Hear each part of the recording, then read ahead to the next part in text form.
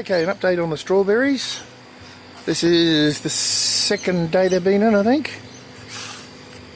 But it's expected that they'll be all droopy and hanging over, but they're not dying.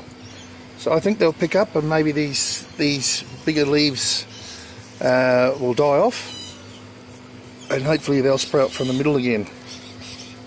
Just got to keep an eye on that in there, see what's going on. And here's the ones in the pot. Here we go. So they're looking a bit drab too. I better give them some water. Oh, it's fairly damp under there. I'll give them some water anyway. So there you go.